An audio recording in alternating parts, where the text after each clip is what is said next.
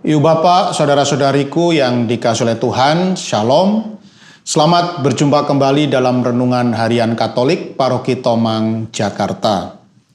Hari ini hari Rabu, tanggal 25 Juni tahun 2025.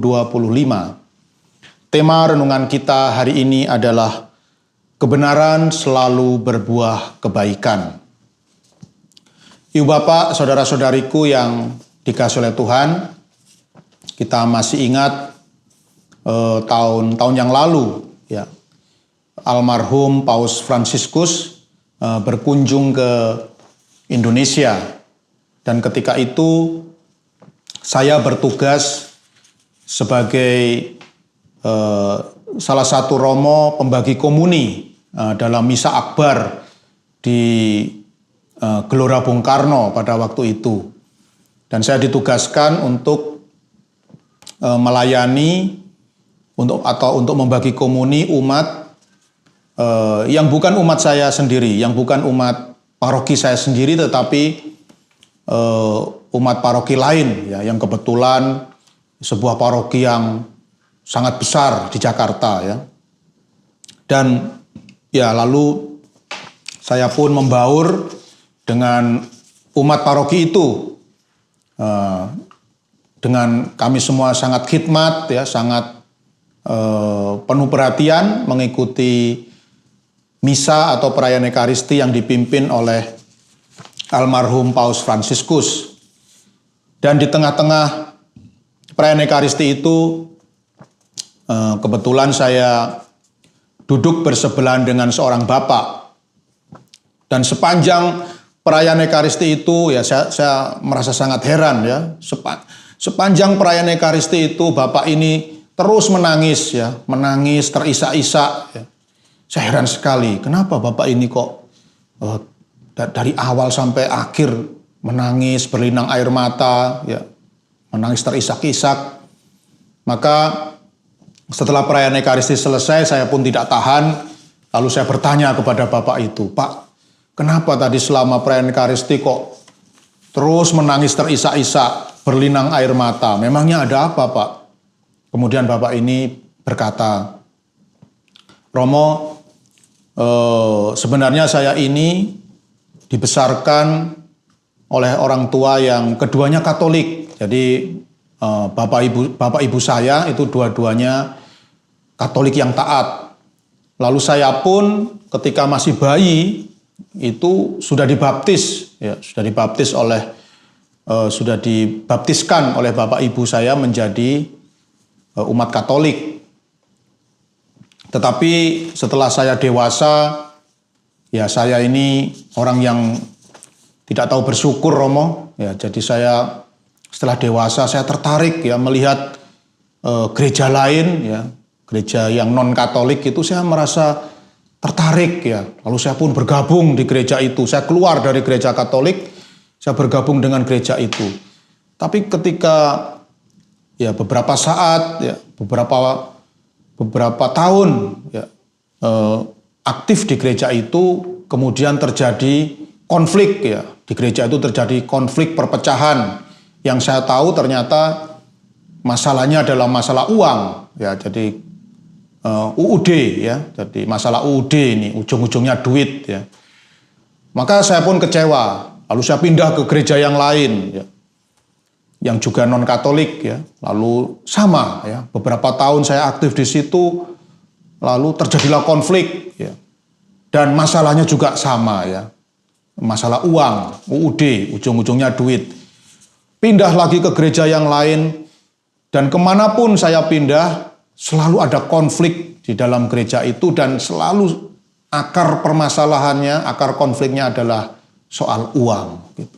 Dan akhirnya setelah saya bertahun-tahun meninggalkan gereja Katolik, saya merenungkan, ya, saya disadarkan oleh Tuhan, ya, untuk melihat kembali, ya, untuk melihat kembali gereja yang telah saya tinggalkan, yaitu gereja Katolik, ya. Saya melihat gereja Katolik ini, ya, nggak pernah saya mendengar terjadi konflik, ya, terjadi pertengkaran, perselisihan dalam gereja Katolik gara-gara uang.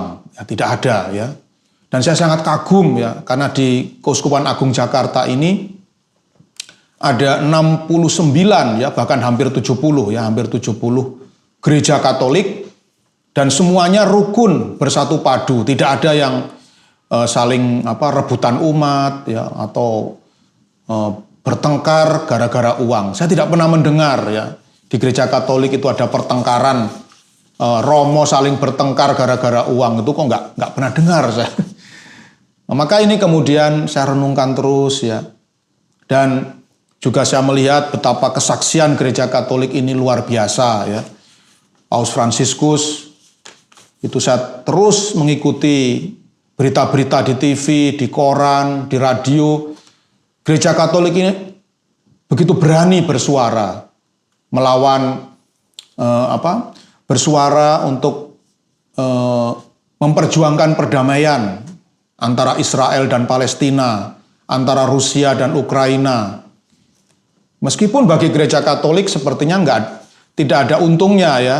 Jadi perang Israel dan Palestina ini bagi gereja Katolik ya sebenarnya nggak ada hubungannya ya.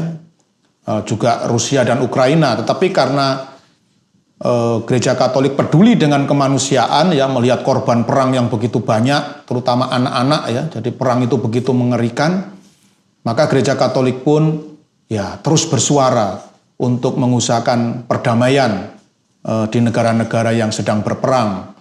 Juga ketika terjadi pencemaran lingkungan hidup di dunia ini, di mana-mana di dunia ini, gereja Katolik juga bersuara, mengajak orang untuk menjaga kelestarian lingkungan hidup. Juga ketika di dunia ini di mana-mana terjadi korupsi, gereja Katolik juga bersuara untuk menghilangkan budaya korupsi ya, di tengah bangsa-bangsa. Itu yang membuat saya kagum, Romo.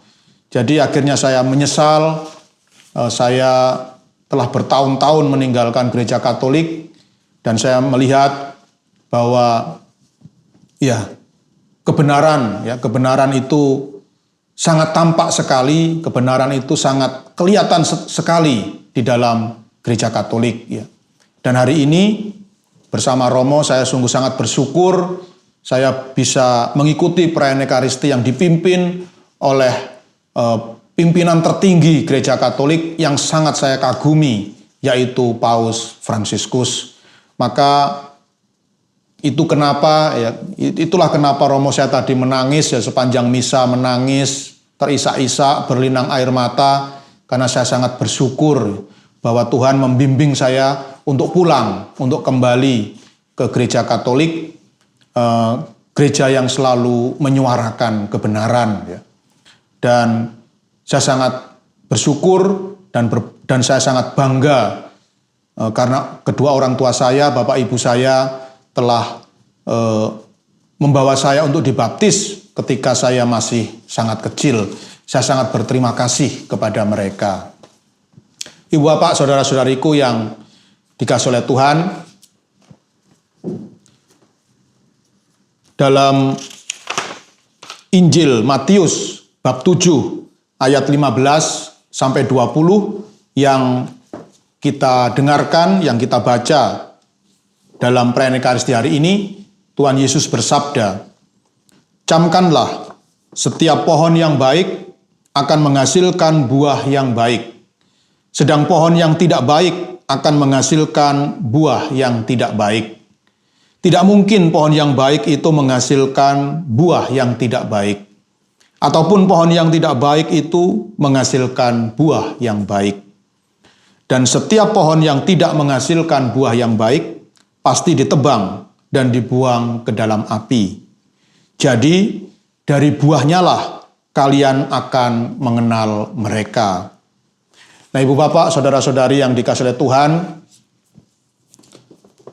dari pengalaman bapak tadi ya, yang duduk di samping saya selama perayaan Ekaristi yang dipimpin oleh Paus Fransiskus, kita bisa melihat betapa banyaknya buah-buah kebaikan yang ditunjukkan oleh gereja yang kita cintai, yaitu gereja Katolik. Ya.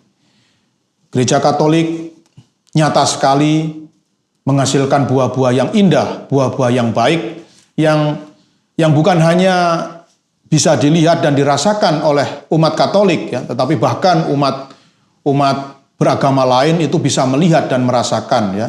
Nah, kita lihat sendiri ketika Paus Fransiskus itu datang ke Masjid Istiqlal, ya, Masjid Istiqlal Jakarta. Ketika itu kita bisa melihat betapa banyak tokoh-tokoh penting di negara kita, tokoh-tokoh penting bangsa kita, ya, yang bahkan sebagian besar bukan orang Katolik, ya. Mereka datang ingin berjumpa dengan Paus Fransiskus yang sangat mereka hormati, ya. Ini menunjukkan bahwa banyak orang yang non-Katolik, banyak orang yang bukan Katolik, sungguh mencintai gereja kita, sungguh sangat respect, sangat menghargai gereja Katolik yang kita cintai. Ya. Oleh karena itu, marilah Ibu Bapak, Saudara-saudari yang dikasih oleh Tuhan, hari ini Tuhan Yesus sudah memberi kita pedoman bahwa kebenaran, bahwa kebaikan itu pasti akan ditunjukkan oleh kebenaran, ya. Jadi di mana ada kebenaran, di situ pasti ada kebaikan. Maka mari kita berusaha untuk setia, mari kita berusaha untuk loyal, ya, kepada gereja kita yang kita cintai ini, gereja Katolik, dan jangan bimbang dan ragu, ya. Mari kita setia untuk mengimani Kristus melalui gereja Katolik, dan semoga dengan demikian kita boleh merasakan ketentraman, kedamaian, dan sukacita yang tak berkesudahan di dalam hidup kita. Tuhan memberkati.